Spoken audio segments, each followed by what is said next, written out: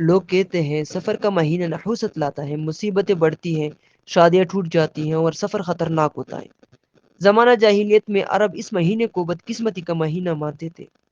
کچھ کہتے تھے اس مہینے میں وبائیاں آتی ہیں، کچھ شادیاں اور کاروبار ملتوی کر دیتے تھے۔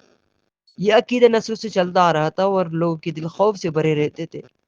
لیکن کیا آپ نے کبھی سوچا کہ اگر یہ سچ ہوتا تو نبی صلی اللہ علیہ وسلم کی زندگی سے ہمیں ایسے واقعات ضرور ملتے؟ جب اسلام آیا تو اللہ کے رسول صلی اللہ علیہ وسلم نے ان تمام بے بنیاد عقائد کو مٹا دیا۔ آپ صلی اللہ علیہ وسلم نے فرمایا کوئی بیماری خود بخود لگتی ہے، نہ بدشگونی ہے اور نہ ہی سفر میں کوئی نحوست۔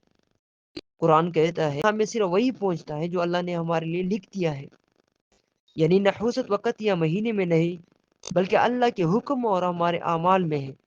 اگر آپ سفر کے مہینے میں اپنے گھر، کاروبار اور زندگی کو برکت سے بھرنا چاہتے ہیں تو ان مسنون اذکار کو معمول بنائیں۔ صبح و شام کے اذکار، خاص طور پر بسم اللہ الذی لا یضر مع اسمہ شیء فی الارض ولا فی السماء وهو السمیع العلیم، 3 مرتبہ صبح و شام، یہ ہر بلا سے حفاظت کا ذریعہ ہے۔ آیت الکرسی دن میں کم از کم 3 بار پڑھیں۔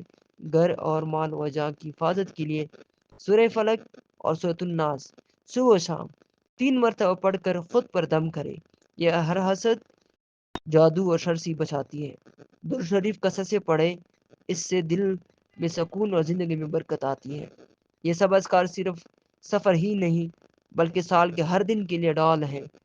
یاد رکھیے نحوست مہینوں میں نہیں گناہوں میں ہے، اور برکت وقت میں نہیں اعمال میں ہے۔ ایمان رکھیے، اللہ پر بھروسہ کیجیے، کیونکہ جو اللہ چاہے وہی ہوتا ہے۔ بے شک